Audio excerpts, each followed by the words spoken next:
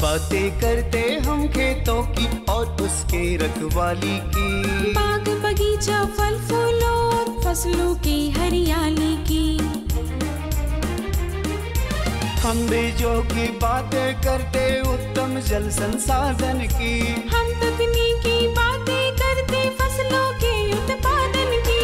हर किसान का सपना सच हो जीवन सुखद बनाने को, गाँव-गाँव के हर आंगन का प्यारा सा ये दर्शन। कृषि दर्शन, कृषि दर्शन, कृषि दर्शन, कृषि दर्शन, कृषि दर्शन, कृषि दर्शन, कृषि दर्शन, कृषि दर्शन। कौन कहता है कि कामयाबी किस्मत तय करती है? हौसलों में दम हो तो मंजिलें भी झुका करती है। जी हाँ, हमारे हाथों में ही कामयाबी है। अगर हम मेहनत करेंगे तो किस्मत खुद ब खुद हमारे कदमों तले होगी। नमस्कार, मैं शशिकला स्वागत करती हूँ आपके अपने कार्यक्रम कृषि दर्शन में। किसान भाइयों, कार्यक्रम की शुरुआत हो चुकी है और आपको बखूबी मालूम है कि हमारा ये कार्यक्रम आपके लिए हर समय खड़ा रहता है। आपकी मुसीबतों को, आपकी तकलीफ़ों को दूर करने के लिए हम हर समय आपके साथ होते हैं। तो आइए सबसे पहले हम देखते हैं कृषि समाचार। नमस्कार, कृषि समाचार में आपका स्वागत है। मैं हूं श्वेता। आइए देखते हैं आज कृषि समाचार में क्या है खास। अनाजों के भंडारण में मिलाए सिंधवार पौधे की पत्तियां। बीएयू में तैयार फसल की 4 वैरायटी को मिली मंजूरी। लत्तीदार फ्रेंच बीन की खेती के लिए अनुशंसित प्रभेद में लगाए स्वर्णलता। अब समाचार विस्तार से। किसान भाई, यदि आप अनाजों का भंडारण करने जा रहे हैं तो 1 क्विंटल अनाजों के भंडारण में 2 किलोग्राम सिंधवार पौधे की पत्तियों को मिला दें। इससे अनाजों में कीट नहीं लगेंगे। राज्य वैरायटी कमेटी ने दलहन, तिलहन और बागवानी की 9 फसलों की 16 उन्नत किस्मों को मंजूरी दी है।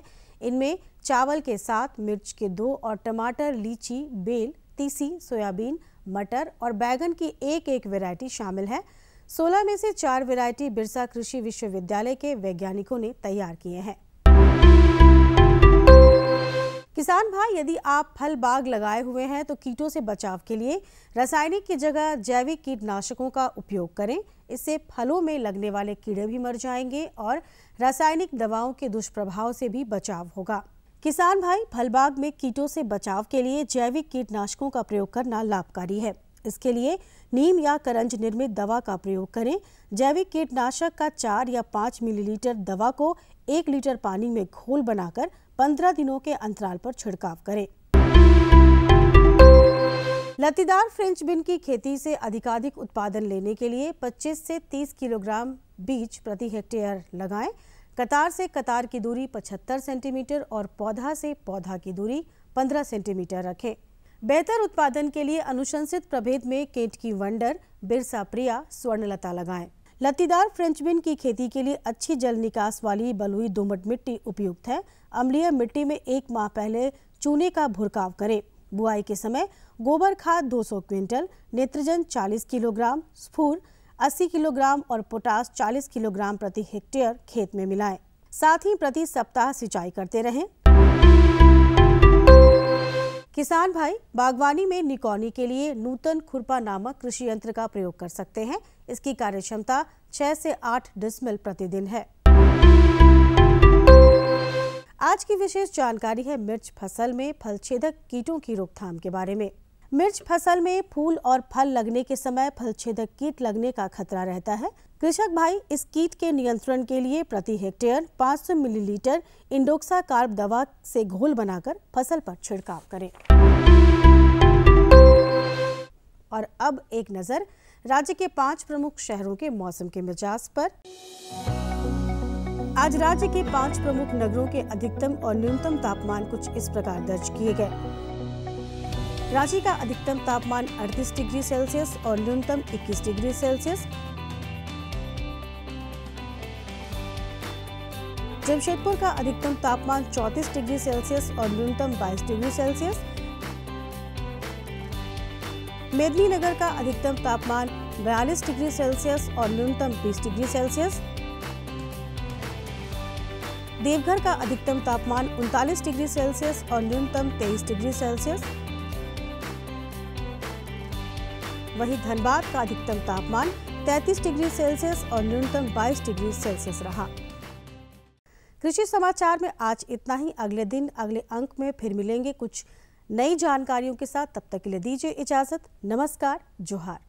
अभी आपने देखा कृषि समाचार, मंडी भाव, साथ ही अगले 24 घंटे के अंदर मौसम के मिजाज को जाना। आइए यहाँ पे लेते हैं एक छोटा सा विराम। बने रहिए आपके अपने कार्यक्रम कृषि दर्शन के साथ।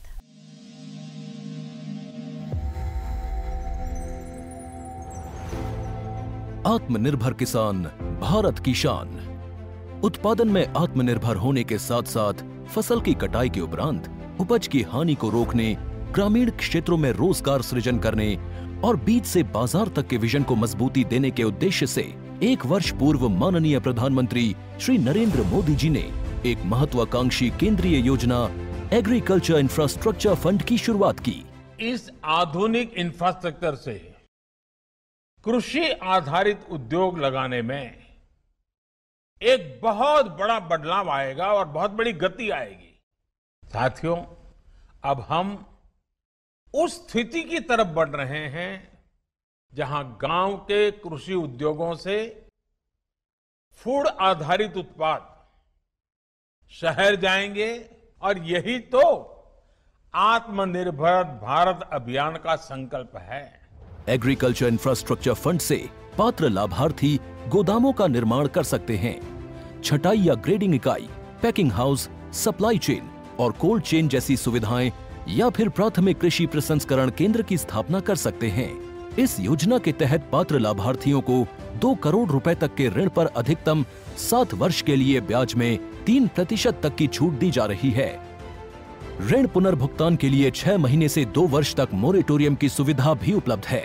इस योजना ने अब तक सफलता की कई मिसालें कायम की हैं, जैसे कि मध्य प्रदेश के लाभार्थी श्री विपिन त्रिपाठी ने एग्रीकल्चर वेस्ट से बायोफ्यूल बनाने का इनोवेटिव प्राइमरी प्रोसेसिंग सेंटर लगाया है। लोन मिलने की वजह से हम समय पर सारी मशीनों का प्रोक्योरमेंट और सारा सिविल वर्क टाइम पे करवा पाए, जिससे ये प्रोजेक्ट को लगाना संभव हो पाए। राजस्थान के लाभार्थी श्री यशवर्धन मुंद्रा ने सॉर्टिंग एंड ग्रेडिंग यूनिट लगाकर रोजगार के अवसर पैदा किए हैं। कर्नाटक की महिला उद्यमी श्रीमती ममता वी ने प्राइमरी प्रोसेसिंग सेंटर लगाकर प्रगति की नई राह चुनी है। ಸಣ್ಣ ಪುಟ್ಟ ಉದ್ಯಮಿಗಳನ್ನ ಮತ್ತಷ್ಟು ಅಗ್ರಿಕಲ್ಚರಲ್ಲಿ ಹೆಚ್ಚು ನಾವು ಇನ್ನಷ್ಟು ಸಾಧನೆ ಮಾಡಲಿಕ್ಕೆ ಕಾರಣಕಾರಕವಾದಂತ ಈ ಅಗ್ರಿಕಲ್ಚರಲ್ ಇನ್ಫ್ರಾಸ್ಟ್ರಕ್ಚರ್ ಫಂಡ್ ಇಂದ ನಮ್ಮ ಇನ್ನಷ್ಟು ಯೋಜನೆಗಳು ಆಯೋಜನೆಗಳು ಉತ್ತಮಗೊಂಡಿದೆ। राजस्थान के लाभार्थी श्री दिनेश भट्टर ने जीरे की प्रोसेसिंग यूनिट लगाकर आसपास के ग्रामीणों को आत्मनिर्भरता प्रदान की है। महाराष्ट्र के लाभार्थी श्री अनूप कुमार मोहता ने वेयर हाउस बनाकर अन्न भंडारण को सुनिश्चित किया है। आज देश के कोने कोने से किसान, कृषि उद्यमी, किसान उत्पादक संघ, प्राथमिक कृषि सहकारी समितियां, स्वयं सहायता समूह और कृषि उपज मंडियां इस योजना का लाभ उठा रहे हैं।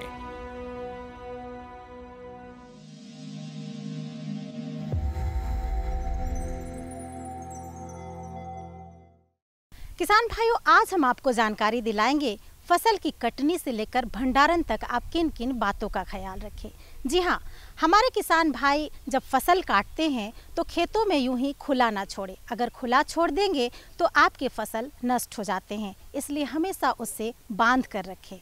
किसान भाइयों, अब यहाँ से खेतों से लेकर आप भंडारण तक किन किन बातों का ख्याल रखें। जी हाँ, जब आप भंडारण करने के लिए फसल को ले जाते हैं किसान भाइयों, तो भंडार घर किस तरह से होनी चाहिए, उसकी साफ़ सफाई आप किस प्रकार करें और भंडार घर में दीमक ना लगे इसलिए आप कौन सी दवा का छिड़काव करें, कौन सी बोरी में पैकेजिंग करें, इन तमाम बातों का ख्याल रखना आपको बहुत ज़रूरी है। तो देर ना करते हुए आइए सीधे हम रुख करते हैं विशेषज्ञ की ओर। आज हम जानेंगे कि फसल कटनी के दौरान क्या क्या सावधानी बरतें और उसका भंडारण कैसे करें। इस बारे में विशेष जानकारी देने के लिए हमारे साथ विशेषज्ञ के तौर पर मौजूद हैं डॉक्टर परवेज आलम जी। डॉक्टर साहब, अभी अगर देखा जाए तो गेहूं का फसल पक के तैयार हो गया है। ऐसे में अगर हमारे किसान भाई उसको काटने जाते हैं तो बहुत सारे दाने जो हैं खेतों में रह जाते हैं, तो उससे कैसे बचे और इसका भंडारण की जब बात आती है तो भंडारण का क्या उपाय है? देखिए, गेहूँ ही नहीं बल्कि जितने भी फसल जो किसान भाई रबी के सीज़न में लगाए हैं मैं समझता हूं कि सब करीब करीब पक के तैयार हो गए, लेकिन चर्चा चूँकि गेहूं के फसल के आसपास रखनी है, इसलिए मैं ज़्यादातर गेहूं के बारे में बताऊंगा कि गेहूं, आपने सही कहा कि गेहूं का फसल अगर समय पर नहीं काटें तो वो खेत में ही उसके 20% यानी 20% जो दाना है वो खेत में ही छूट जाता है। यानी आप क्या बहुत बड़ा नुकसान है, क्योंकि आपने बहुत सारी मेहनत की है, बहुत सारा आपने इनपुट में पैसा लगाया है, सिंचाई आपने ख़रीद के दिया है, और अगर आपका 20% गेहूँ जो है वो खेत में ही छूट गया तो फिर ये नुकसान की बात हो जाती है। तो इसके लिए किसान को बहुत ही सजग रहने की ज़रूरत है। उनको ये पहचानना बहुत ज़रूरी होता है कि क्या मेरा गेहूँ वास्तव में पक के तैयार हो गया है कि नहीं। होता क्या है कि किसान भाई के दिमाग में या हम सब के दिमाग में एक बात हमेशा रहती है कि जब तक वो पूरी तरह से पीला ना हो जाए या जब तक वो हवा चलने से कुछ झनझन की आवाज़ नहीं आए तब तक वो हमारा गेहूँ पका नहीं, है ना। लेकिन ऐसा नहीं है। गेहूँ आपका जब झनझन का आवाज़ आता है हवा चलने से, उससे करीब करीब 10 से 15 दिन पहले पक चुका होता है। यानी अगर आप 10-15 दिन पहले भी अगर उसको आप काट लेंगे तो आपको उतना ही पैदावार मिलेगी जो आप 15 दिन के बाद करेंगे, ठीक है। लेकिन आप क्या कर रहे हैं, आप 15 दिन का वेट कर रहे हैं और 20% समझिए 1 रुपया में 20 पैसा आप खेते में छोड़ के चले आ रहे हैं। तो इसको ये पहचानना बहुत ज़रूरी है। तो कैसे पहचानेंगे? तो देखिए, ऐसा है कि जब आपको ऐसा लगे कि अब पीला पड़ने लगा है हमारा फसल, है ना, तो पीला जब पड़ने लगता है तो बाली जो है उसका रंग सुनहला होने लगता है, ठीक है। तो आप खेतों में ऐसे मतलब इधर उधर से 1-2 बाली को आप तोड़िए, उसमें से दाने को अलग कीजिए, दांत के पीछे दबाइए, ज़ोर से दबाइए, आपको कट की ध्वनि सुनाई पड़ेगी। अगर कट की ध्वनि मिल रही है तो समझिए कि आपका गेहूं पक के तैयार हो गया। अगर ये कट की ध्वनि नहीं बल्कि पच की आवाज़ आ रही है तो तब आपको अभी इंतज़ार करना है। आप उसको मतलब दाना अभी पूरा हार्ड नहीं हुआ है, तो उसका हार्ड होने तक के लिए आपको इंतज़ार करना है। और जब वो आ जाए तब आपको वहाँ से किसान भाई गेहूं को काटते हैं।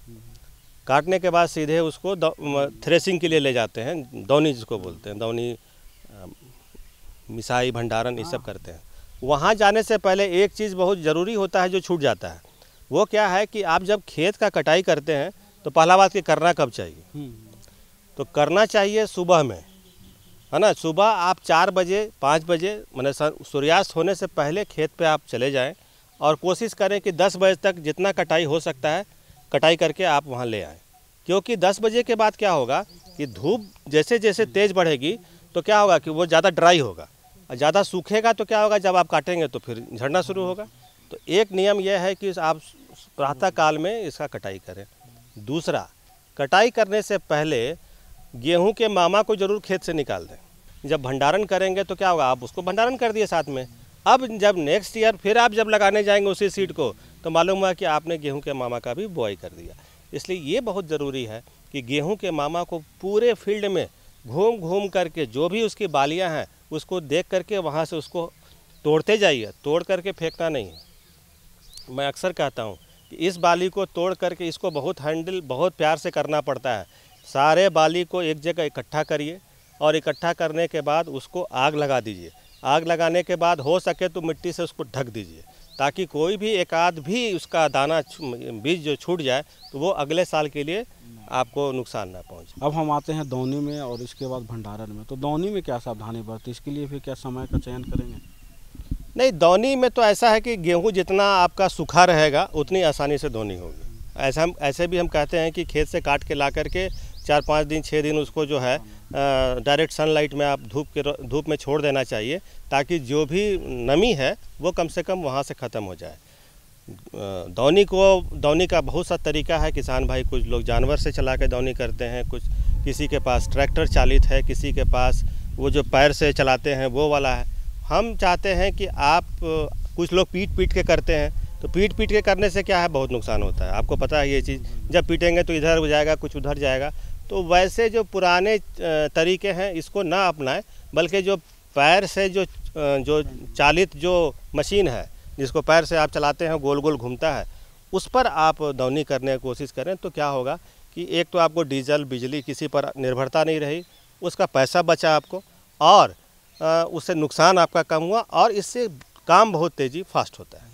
अब हम आएंगे, जो मुख्य हमारा सब्जेक्ट था वो भंडारण का, तो इसमें क्या सावधानी बरते कि कम से कम बर्बाद हो और अगले बार के लिए ज़्यादा से ज़्यादा उनको। देखिए, आपको जहाँ भंडारण करना है, पहले तो भंडारण कोठी को पूरी तरह से साफ़ कर लीजिए। पिछले साल का जो भी भंडारण रखे हैं अनाज, उसको वहाँ से हटा लीजिए। हटाने के बाद उस पर गोबर, अगर मिट्टी का है तो उस पर गोबर और चूना मिला करके अंदर साइड में लेप लगा दीजिए। इसका मकसद ये है कि उसको पूरी तरह से सैनिटाइज करना। जब लेप लगा दिए तो उसको छोड़ दीजिए सूखने के लिए, और उसके बाद वहाँ पे नीम का सूखी हुई लकड़ी और पत्ती, इसको जलाइए और खूब धुआं कीजिए। धुआं इसलिए करना है कि जो भी कीटाणु अगर छूट भी गए हैं तो वो इन धुओं से कारण वो मर जाएं और आपका जो है कोठी पूरी तरह से सैनिटाइज हो जाए। कहने का मतलब है कि कोई भी ऐसा काम जिससे आपका कोठी सैनिटाइज होता हो, वो काम ज़रूर करें। दूसरा जो सबसे इम्पॉर्टेंट है, जब आप उसको गेहूं को दानों को उसमें भर दें और जब उसको फाइनली बंद करें, तो एक चीज़ का ध्यान रखें कि ये कोशिश होनी चाहिए कि अंदर की हवा बाहर ना जा पाए और बाहर से किसी तरह की हवा अंदर आ जा पाए। तो किसान भाइयों, देखा कि हमारे विशेषज्ञ ने कितनी अच्छी बातें बताई कि फसल, रबी फसल जो भी हो, उसकी कटाई में क्या सावधानी बरते, उसके बाद भंडारण में अति विशेष सावधानी जो है वो करना चाहिए। आप हमारे इस कार्यक्रम में और इतनी अच्छी और महत्वपूर्ण जानकारी दी, इसके लिए आपका बहुत धन्यवाद। धन्यवाद। जोहार किसान भाइयों। किसान भाइयों, आज के लिए बस इतना ही। अगले अंक में होगी फिर मुलाकात, तब तक के लिए दीजिए इजाज़त। जोहार। किसान भाइयों, आज दूसरी जो जानकारी हम आपको दिलाने वाले हैं वो बेहद ख़ास है। आप कृषि कार्य के साथ साथ मछली पालन भी करते हैं, तो आज हम आपको जानकारी दिलाएंगे समन्वित मछली पालन के बारे में। किसान भाइयों, आप जब समन्वित मछली पालन करते हैं तो मछली पालन के साथ साथ अगर बत्तख, मुर्गी और बकरियों का पालन करेंगे तो उसके जो गंदगी है, उसकी जो विकार है, वो मछलियों की आहार के लिए बहुत ख़ास होता है।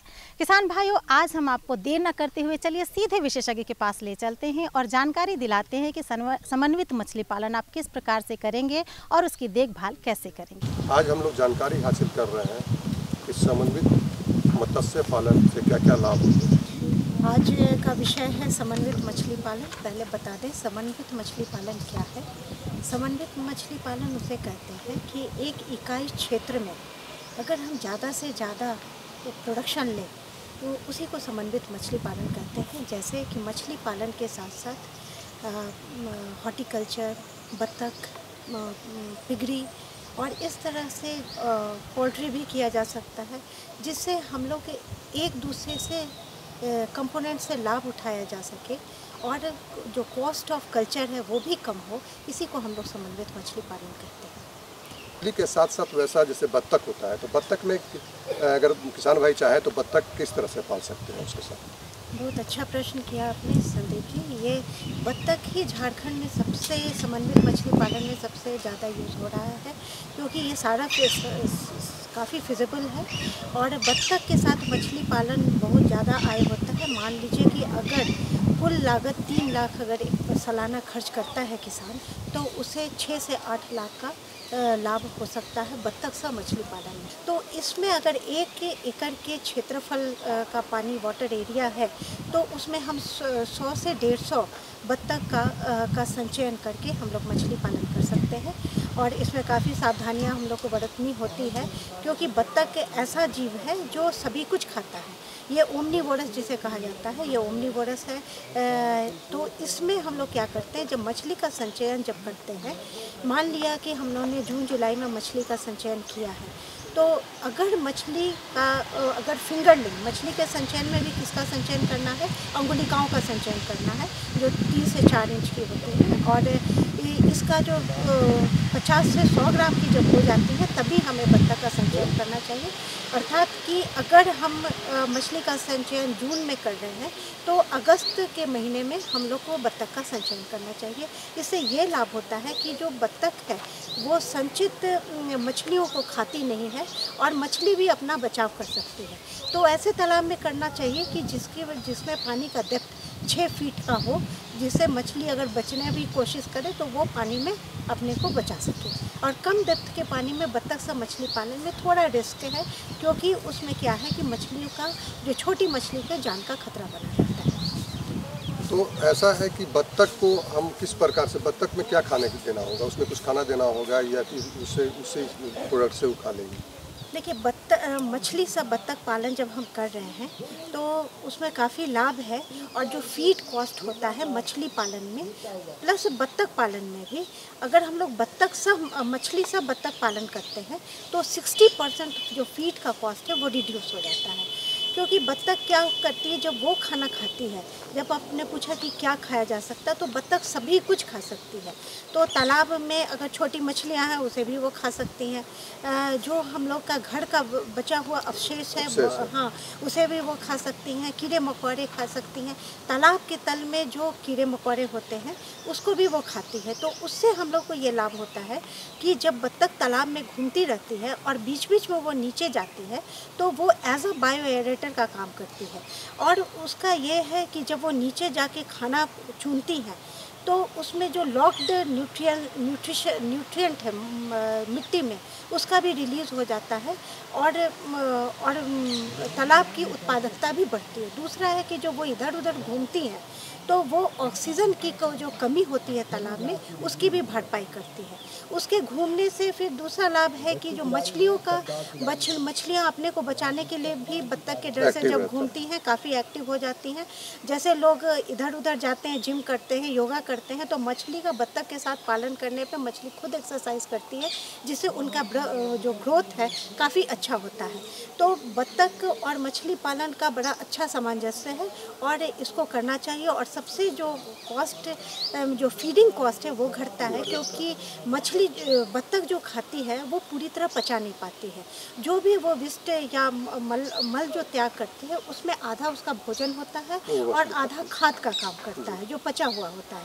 जब वो नीचे जाता है तो वो खाद का काम करता है, जो बचे हुए खाने के अवशेष है वो मछली का भोजन बन जाता है। अच्छा मैम, किसान भाई अगर चाहें तो वो कितने एरिया में करेंगे दोनों चीज़? अगर चाहें मछली और बत्तख का उत्पादन तो कितने एरिया में उनको शुरुआती दौर में करना पड़ेगा? तालाब का अगर आइडियल कहा जाए तो आधा एकड़ का तालाब से लेकर 1 एकड़ का तालाब सही है। लेकिन बत्तख के साथ जब मछली हम लोग करते हैं तो आधा एकड़ से और 5 एकड़ से कम का तालाब में ये काफ़ी सही होता है मछली पालन के साथ बत्तख। तो इसमें है कि अगर हम 1 एकड़ का तालाब की बात करते हैं तो मछली का हम लोग 6000 अंगुलिका का संचयन करते हैं। उसके 1 महीने के बाद जो बत्तख 35 से 40 दिन की हो जाती है और उसका वज़न भी आपका 1 से 1.5 किलो का होता है, उसको हम लोग लेते हैं और इनको 100 से 150 1 एकड़ के तालाब में हम लोग उसको छोड़ते हैं। और उसका घर भी है, बहुत लो कॉस्ट घर बनाना चाहिए। या तो अगर सुविधा है, अगर नज़दीक घर के हैं तो तालाब के ऊपर ही बत्तख का घर बना दें तो वो बांस का इस तरह से, बांस को बीच में बांस की फट्टी से भी घर बनाया जा सकता है। और इस तरह का उसका तल रखना चाहिए उस घर का कि उसका पाँव नहीं फंसे, बट जो वो विष्ट त्याग करती है, मलमूत्र त्याग करती है, वो सीधे तालाब में गिरे। तो और उसमें प्रॉपर वेंटिलेशन होना चाहिए। रात में उसके घर में बल्ब लगी होनी चाहिए जिससे बत्तख डरती नहीं है और उससे उसका सही एक्टिविटी रहता है रात में भी। और उनको खाने के लिए ड्रिंकर और फीडर हम लोग रखते हैं बत्तख के लिए और उसको रात में हटा दिया जाता है जब खाना खा लेती है रात में बत्तख। और उसका वो फीडर है उसके थोड़ी देर बाद ड्रिंकर भी हटा दिया जाता है जिससे वो इत्मीनान से रात में सोती है। अगर रात में ड्रिंकर और फीडर छोड़ देंगे तो रात भर बत्तख जो है काफ़ी एक्टिव रहेगी और ठीक से सो नहीं पाएगी। और बत्तख भी है वो अंडा देती है आपका रात में ही देती है। तो हम लोग को जब मछली के साथ बत्तख किया जा रहा है तो ये एक टाइम मेंटेन करनी होती है कि शाम में बत्तख को उसके घर में आ जाने की आदत देनी होती है और सुबह 9 बजे के बाद ही उसे तालाब में छोड़ना चाहता है, छोड़ा दिया जाता है। क्योंकि 6 महीने के बाद ये जो बत्तख है, बत्तख में भी हम लेते हैं खाकी कैम्पल और इंडियन रनर, ये अंडा के पर्पज़ से है और वाइट पेकिंस लिया जाता है मीट के पर्पज़ से। तो ये किसान अपना तय करे कि वो मीट के पर्पज़ से बत्तख पालना चाहते हैं कि अंडे के पर्पज़ से। आप यहाँ हमारे किसान भाई को काफ़ी विस्तृत ढंग से बताया कि संयुक्त मत्स्य पालन किस प्रकार से की जाए। इस विषय बताने के लिए आपका बहुत बहुत धन्यवाद। धन्यवाद। और सभी किसान भाइयों को मेरे तरफ से और मैम की तरफ से जोहार, नमस्कार। तो ये थी हमारी आज की जानकारी। हमारी जानकारी आपको कैसी लगी, आप हमें हमारे इस पते पर लिख सकते हैं। जल्दी से हमारा पता नोट कर लीजिए। हमारा पता है कार्यक्रम कृषि दर्शन, कृषि प्रकोष्ठ द्वारा केंद्र निदेशक, दूरदर्शन केंद्र, रातू रोड, रांची। पिन संख्या है 834001। तो इसी तरह से हमारा कार्यक्रम देखते रहिए और लाभान्वित होते रहिए। फिर मिलेंगे, तब तक के लिए कृषि दर्शन की पूरी टीम के साथ मुझे दीजिए इजाज़त। नमस्कार, जोहार।